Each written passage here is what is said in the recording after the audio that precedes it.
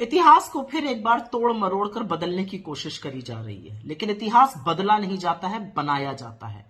और हमारे देश के महापुरुषों ने और वीरांगनाओं ने इतिहास बनाने में इतनी लंबी लकीर खींच दी है कि कोई भी भाजपाई और संगी उसके आसपास नहीं फटक सकता है। लेकिन कुछ भी कहने से पहले आज एक बात पूछनी और जवाब मिलना जरूरी है। देश के गृह मंत्री अमित शाह ने एक बहुत बड़ी बहस छेड़ दी है। उनका कहना है कि इस देश को आजादी अहिंसा के रास्ते से मात्र नहीं मिली।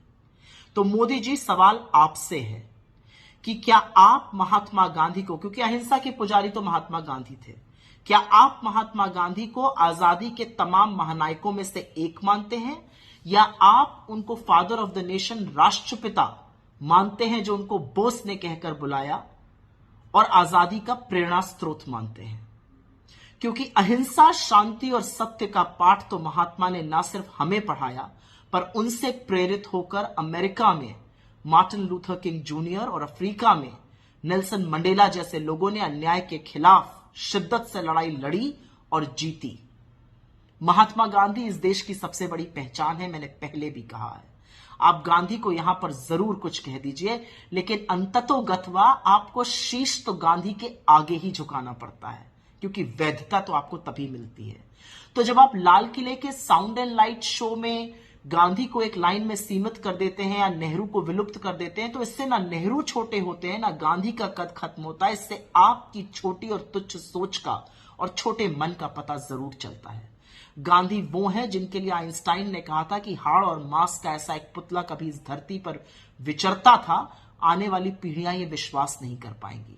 लेकिन अमित शाह जी, जब आप गांधी, महात्मा गांधी की उपलब्धि को, उनकी अहिंसा को कम आंकते हैं, तो आप कहना क्या चाहते हैं? यह बात आपके आका मोदी जी को बतानी पड़ेगी।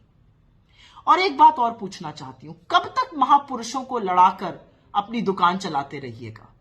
इतिहास में महापुरुष लड़ नहीं रहे थे, इतिहास में महापुरुष एक साथ खड़े थे।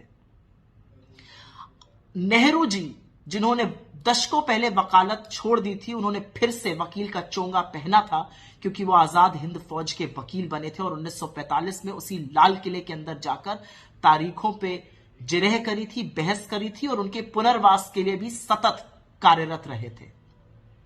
वही नेहरू जिनके बारे में सुभाष चंद्र बोस जी की बेटी का कहना है कि उनको और उनकी मां को वो गुप्त रूप से आर्थिक सहायता करते रहे। वही नेहरू जिनकी पत्नी के स्वर्गवास पे और उनकी बीमारी में सबसे पहले पहुंचने वालों में से सुभाष चंद्र बोस थे। और वही सुभाष चंद्र बोस जिन्होंने आजाद हिंद फौज की 2 रेजिमेंट्स का नाम गांधी और नेहरू पे रखा था। और वही सुभाष चंद्र बोस, जब वो आजाद हिंद फौज में लोगों की भर्ती कर रहे थे, तो आपके माफी वीर ब्रिटिश आर्मी में लोगों की भर्ती करा रहे थे उनके खिलाफ। तो कब तक महानायकों को लड़ाइएगा? असलियत यह है कि इस देश की आजादी में गांधी का योगदान है, नेहरू का योगदान है, पटेल का योगदान है, भगत सिंह का योगदान है, चंद्रशेखर आजाद का योगदान है, अशफाकुल्ला खां का योगदान है, राजगुरु का योगदान है, रामप्रसाद बिस्मिल का योगदान है। और किसी के भी योगदान को आप कम नहीं आंक सकते हैं।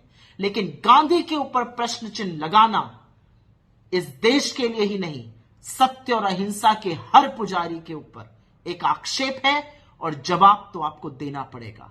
छोटे मन से राजनीति नहीं होती और इतिहास बदला नहीं, बनाया जाता है। और वो बनता सीमेंट की इमारतों से नहीं, बुलंद इरादों से है। काश ये बात आपको समझ में आती।